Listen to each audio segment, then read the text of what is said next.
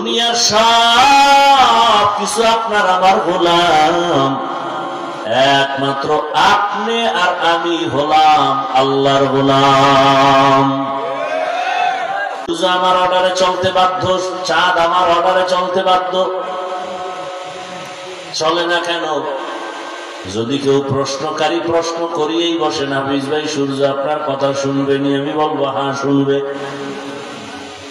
আমি হাফিজেরটা যদি বলেন শুনে না, আমি বলবো আমি আল্লাহটা শুনি না, এই জন্য সূর্য আমারটা শুনে না। কি? কিন্তু জমিনে বহু ইতিহাস আছে, বলার সময় নাই। আল্লাহর পেয়ারা বান্দা, আসরের নামাজের টাইম হয়ে গেছে, নামাজে দাঁড়াবেন, টাইম হয়েই যায় নাই, নামাজ পড়বে, মসজিদ খুঁজতে খুঁজতে মসজিদ পায় না, টাইম শেষের দিকে সূর্য ডুবে যাবে যাবে ভাব। আল্লাহর কাছে দোয়া করতেছেন, আল্লাহ আসরের নামাজ যেন কাজা হয় না যায়। জীবনে নামাজ কাজা হয় নাই, জীবনে আমার তাকবীরুল্লাহ ছুটে নাই। হিসাবে দেখে সূর্য 5 মিনিটে ডুবে যাবে, কিন্তু ওযু বানাইয়া 4 রাকাত নামাজ পড়িয়াও দেখে সূর্য আগের জায়গায় আছে। খাকো বাদ আপো আতিশ বান্দান বামানো তু মুর্দাবা হাক জিন্দান। দুনিয়ার সব আপনার আমার গোলাম। ছোট একটা উদাহরণ দেই, আপনাদের এই গ্রাম অঞ্চলের মধ্যে গরু দিয়া হাল চাষ হয়নি? যারা চাষি, লাঙ্গল জোয়াল নিয়ে চাষাবাদ করে, তারা কত বড় ডিগ্রিওয়ালা? জবাব দিতে হবে। সাধারণ মানুষ কি? লেখাপড়া তেমন নাই, বুঝেন, ভালো করে বুঝেন। আপনি মনে করবেন এটি একটা ওয়াজ হইল, আপনি কি বুঝাতে চান? ওয়াজের মাকসাদ কি? ওয়াজের উদ্দেশ্য কি? মানুষকে ইতিহাসবিদ বানানো? একজনে প্রশ্ন করছে, খুব একটা কথাও যেন ছুটে না যায়। একজনে প্রশ্ন করছে, কোরআনের মধ্যে বিজ্ঞান আছে নি? কয় হ্যাঁ আছে। কোরআনের মধ্যে দর্শন আছে কিনা? বলে আছে। কোরআনের মধ্যে হিকমত আছে? বলে আছে। ফালসাফা আছে নি? আছে। কোরআনের মধ্যে চিকিৎসা আছে কিনা? আছে। কয় তাহলে এগুলো কেন দিছেন আল্লাহ? মানুষকে চিকিৎসক বানাবার জন্য? কয় না। বিজ্ঞানী বানাবার জন্য? কয় না। দার্শনিক বানাবার জন্য আল্লাহ দিছেন? কয় না। আল্লাহ যদি কোরআনে বিজ্ঞানের কথা বলে থাকেন হেদায়াতের জন্য, আল্লাহ যদি কোরআনে দর্শনের বয়ান করে থাকেন তাও হেদায়াতের জন্য। যালিকাল কিতাবু লা রাইবা ফীহি হুদাল লিল মুত্তাকিন। তাহলে হেদায়েত পায় না কেন বিজ্ঞানী? কয় হেদায়েত তো পাওয়ার আগে শর্ত আছে, মুত্তাকিন ছাড়া কেউ হেদায়েত পাবে না। আল্লাহ তো লাগাই দিয়েছে শুরুতে শর্ত, হেদায়েত পাবে।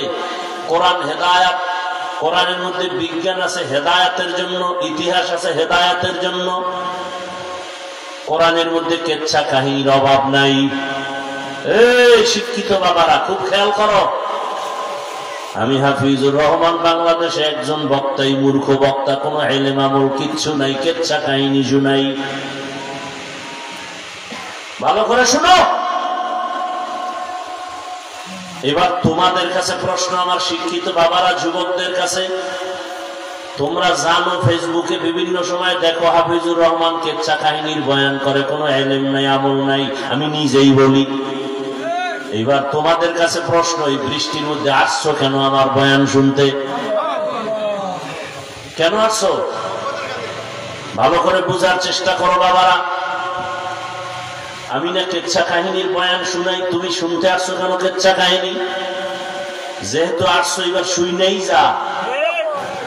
পৃথিবীতে শ্রেষ্ঠ কেচ্ছা কাহিনীর কিতাবের নাম কোরআন লেখা রাখ। একটা কথার চ্যালেঞ্জে যদি কেউ দাঁড়াবার সাহস থাকে দাঁড়া। পৃথিবীর মধ্যে শ্রেষ্ঠ কেচ্ছা কাহিনীর কিতাবের নাম কোরআন।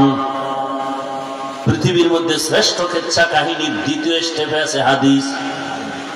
এবার ওলামায়ে কেরাম শুধু হাতটা ইশারা করে সবাইকে দেখাই দিবেন আমার কথা সত্য না মিথ্যা, খালি ইশারা করে দেখাবেন। বলি না এনাকে আপনারা কি বুঝাইতেছেন, আমি বলতেছি। এবার শুরু করতেছি। ওলামায়ে কেরাম সাক্ষী দেন এই জাতি জেনে যাক। কোরআন শরীফের মধ্যে গরুর কিসসা আছে কিনা বলেন?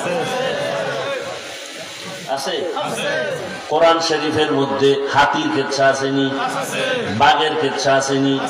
সাপের কিসসা আসেনি? তো জাহেলরা কি বলে? মশার কিসসা আসেনি? কোরআনের মধ্যে মাছির কিসসা আসেনি? কি বলে? আসলে ওদের অন্তর খারাপ, ওদের উদ্দেশ্য খারাপ। তুমি বইয়া বইয়া চিন্তা করো হাফিজুর রহমানের ভুল কয়টা?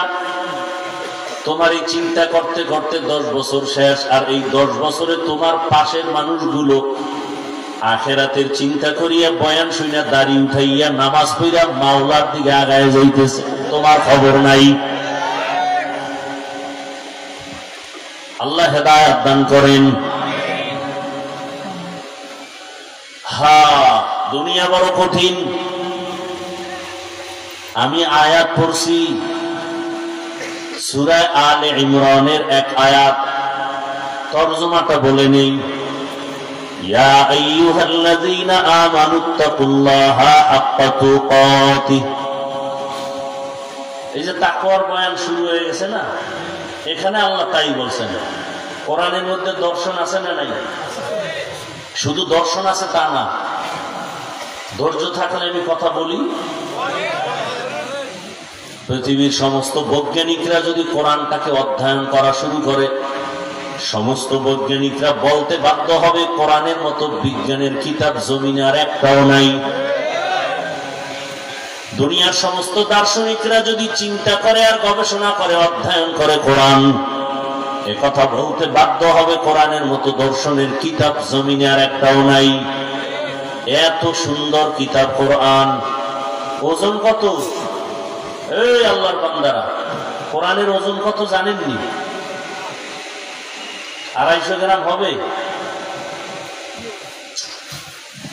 বলেন তো কোরআনের ওজন কি 250 গ্রাম হবে? যেটা আপনারা হাতে ধরেন, 250 গ্রামের ওজনের কোরআন 600 গ্রাম, কিন্তু হাকিকতের ওজন কত? لو أنزلنا هذا القرآن على جبل لرأيته خاشعا متصدعا من خشية الله وتلك الأمثال نضربها